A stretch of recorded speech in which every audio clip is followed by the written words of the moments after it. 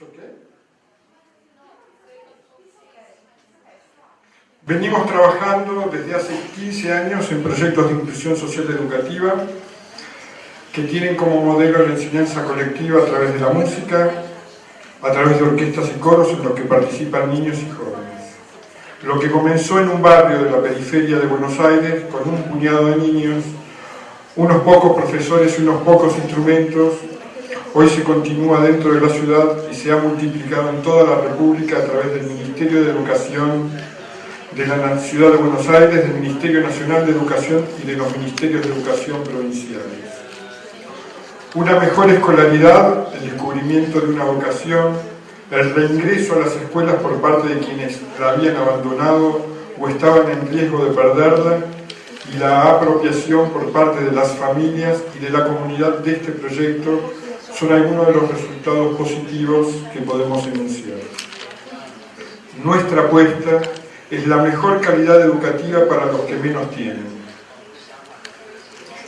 Me gustaría señalar que el título del Congreso, La cultura clave para el desarrollo sustentable, lleva consigo dos términos muy importantes para el arte musical occidental.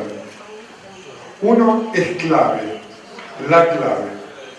La clave se coloca al comienzo del pentagrama y nos indica cómo descifrar o decodificar la altura de los sonidos que determinado compositor escribió para la ejecución de determinada obra. Las claves no son iguales para todos los instrumentos. Diferentes instrumentos leen en diferentes claves. No leen en la misma clave los instrumentos graves y los instrumentos agudos. No leen en la misma clave el violín y el fagot. Sin embargo, todos los instrumentos, a pesar de su diferente clave, son, en un marco orquestal, partícipes de la misma obra, cumpliendo diferentes roles bajo la dirección de una misma batuta. ¿Quién dirige y cómo se obtiene esa batuta? ¿Quién es el encargado de fijar las pautas para la interpretación, para que a pesar de las diferentes claves, los diferentes registros, las diferentes funciones, los diferentes instrumentos, una masa orquestal tenga un andar conjunto, dialogue, se contraponga, discuta, se ame, en fin, construya una misma obra? La otra palabra musical es sostenible, que se asimila a sostenido, que en español se denomina un signo que determina una alteración en la altura de los sonidos. En la música tonal, que es la música más difundida en Occidente, a través de estas alteraciones podemos generar tensiones y podemos obtener armonías hiperalteradas que a veces se resuelven y distienden, pero atención, a veces no. ¿Es posible proponerse un desarrollo sostenible sin generar tensiones, sin afectar intereses? Una obra musical sin conflictos puede resultar anodina. Una sociedad que se propone un desarrollo cultural con acceso y distribución de sus bienes para todos sus miembros, ¿lo puede lograr sin que se generen tensiones? Una sentencia parece ser aceptada por todos nosotros. Las entidades públicas tienen déficit para la financiación de la cultura. Es cierto que lo público no siempre está en condiciones de conservar el patrimonio y garantizar la transmisión del acervo cultural de un país, de una ciudad, de una región. Pero no es menos cierto que la empresa privada resulte ser una garantía. Abundan los ejemplos que muestran lo contrario. La pluralidad de significados que la palabra cultura encierra la vuelve un tanto enigmática. Los debates sobre la cultura no solo no han tocado a su fin, sino que por el contrario vivimos una época de enormes complejidades culturales.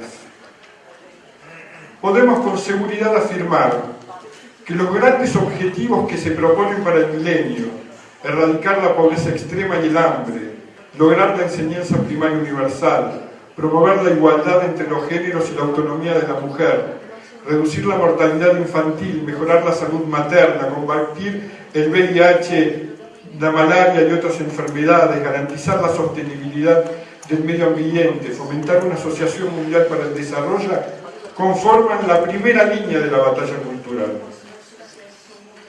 Como afirma mi compatriota el doctor Marcelo Zanelli, la cultura es un espacio en el que la disputa y la lucha por el significado siempre están presentes. Las redes de significación que tienen los seres humanos, sus actividades culturales, están enmarcadas en un territorio más amplio, el territorio de la política. Sin dudas, es la política quien debe marcar el ritmo, el movimiento y la dirección de qué y hacia quiénes van dirigidos los esfuerzos de las comunidades. El mercado genera tensiones que se traducen en lo que podríamos denominar necesidad de posesión de bienes.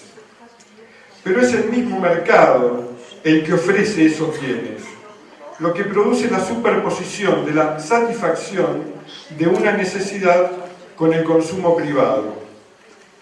Esa operación deja en suspenso o reprimidas aquellas necesidades que el mercado no satisface. Es decir, no todas las necesidades encuentran satisfacción en el mercado. Y por otro lado, si lo que impulsa una inversión es la utilidad, existe una inmensa lista de bienes que suelen presentarse como inútiles. Es en este importantísimo, adecuado, apropiado y oportuno marco que formulo y comparto estas preguntas. ¿Quién confecciona la agenda de lo necesario en materia cultural? ¿Es posible separar la economía de la política a la hora de pensar el futuro de ciertos bienes culturales? Establecer los términos de colaboración y acuerdos entre la inversión privada y el interés público es tarea primordial de los Estados. Por una parte, la enunciada necesidad de mostrar y convencer a los líderes políticos los beneficios de profundizar las políticas culturales ya nos señala una buena parte del déficit.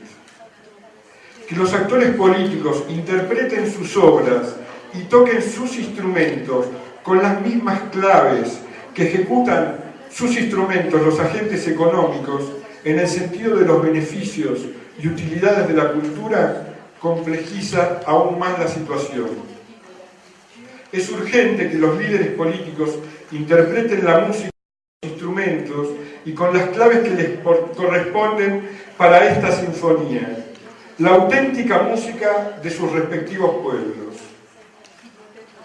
Del otro lado del mostrador, son las actuales concepciones del sistema financiero mundial, responsable del sufrimiento de millones de seres humanos, las que se pondrían en la mesa de negociaciones para solventar los déficits de los estados en materia cultural. ¿Son estas concepciones las adecuadas? Vemos con estupor las exigencias de ajuste hacia las necesidades básicas de los pueblos, que solo producen mayores retrocesos a la hora de generar mayor equidad y justicia en el seno de las comunidades. Son las viejas concepciones de filantropía y mecenazgo, que si bien posibilitan la creación de obras maravillosas, al mismo tiempo que vínculos humillantes y dudosas percepciones sobre la propiedad de las obras y de los artistas, capaces de generar esa sustentabilidad tan necesaria. Nos dice Richard Sennett en su obra El artesano: por muy polémico y ególatra que Cellini pudiera haber sido con respecto a sus mecenas, en última instancia su arte dependía de ellos.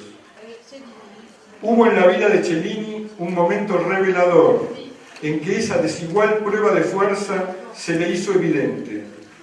Envió a Felipe II de España una escultura en mármol de un Cristo desnudo, al que el rey, con bastante maldad, le agregó una hoja de parra de oro. Cellini se quejó de que se había mancillado el carácter distintivo de Cristo.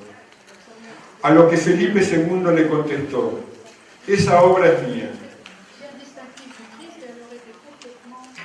Quiero decirles que a partir del trabajo que desarrollo desde hace muchos años en el campo de la música y de mi propia formación como músico y docente, es que me permito poner en circulación estos interrogantes e incógnitas, pero que al mismo tiempo tengo ciertas respuestas que también voy a compartir.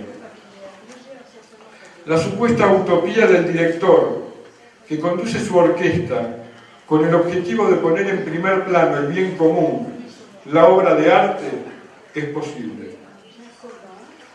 La idea de la construcción de una obra que materialice tensiones y las resuelva en el mejor de los sentidos también es posible. Cada pueblo debe poner en juego sus mejores tradiciones, profundizar en su presente y componer la obra en forma colectiva. Jesús.